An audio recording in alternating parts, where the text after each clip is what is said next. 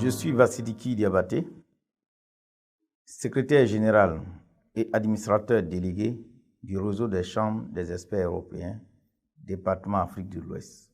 J'occupe ce poste depuis le 22 septembre 2018, suite à une assemblée générale qui s'est tenue à Bruxelles.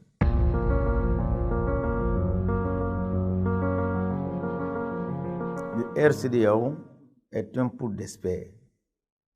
Je dirais en termes très clairs, c'est une structure qui regroupe en son sein plusieurs experts qui ont tous de l'expérience de plus de 15 à 20 ans dans leur domaine respectif d'activité.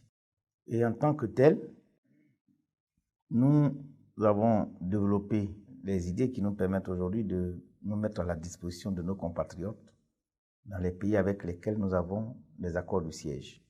Je précise que le RCEDEAO, à ce jour, en dehors de l'accord de siège de la Côte d'Ivoire qui a fait l'objet d'une mutation frauduleuse, en dehors de cet accord de siège, tous les 5 autres accords de siège sont valables et nous exerçons nos activités dans ces pays à l'heure où je vous parle. Indépendamment de ces 5 accords de siège qui sont d'actualité, nous avons un projet d'avoir des accords de siège en Afrique centrale.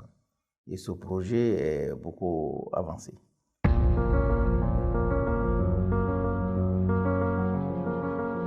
En effet, le RCEDEAO est une ONG belge inscrite dans la catégorie des ONG au développement, c'est-à-dire les ASBL, Associations à but non lucratif belges, qui aujourd'hui sont protégées et favorisées par la Convention numéro 174, mise en application depuis le 24 avril 1986.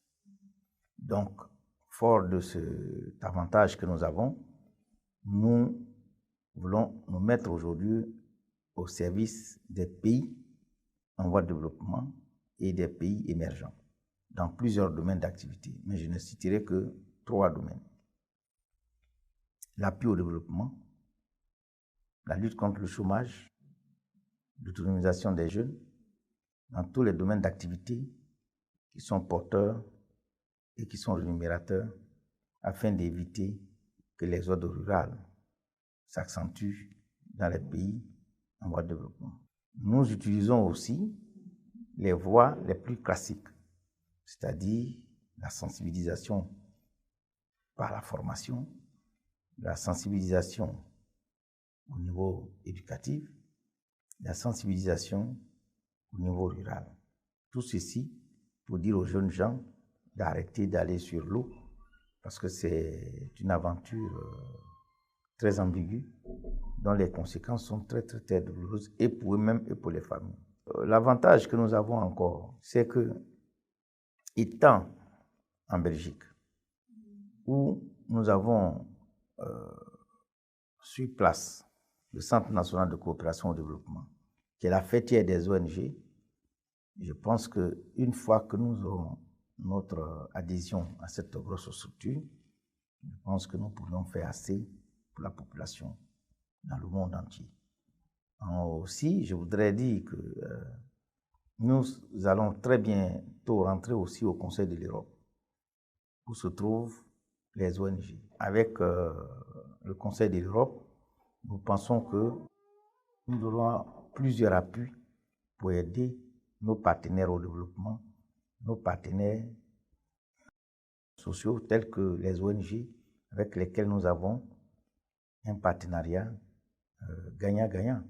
Donc voilà un peu tout ce que nous faisons pour le moment et je pense que l'avenir nous dira ce dont nous sommes capables d'apporter à la population, surtout cette population qui est en détresse.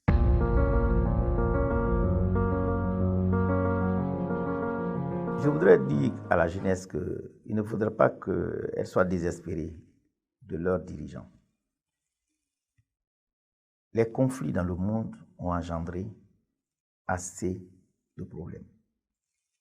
Du coup, les États sont limités dans leur champ d'action. Et les ONG que nous sommes nous nous battions pour que dans les endroits où l'État ne peut pas intervenir, ou du moins pour le moment, nous aidons l'État à soulager ces groupes de personnes. Parce qu'au jour d'aujourd'hui, comme disait un sage, on peut déplacer tous les problèmes, on ne peut pas déplacer la faim. Et vous convenez avec moi que le président de la République sénégalaise, que je voudrais saluer ici, qui a eu le courage d'aller voir le président Poutine pour exprimer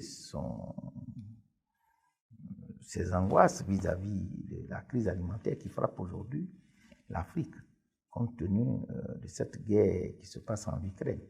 Donc, c'est pour vous dire que les gouvernants que nous avons aujourd'hui sont limités dans leur action, compte tenu de plusieurs facteurs.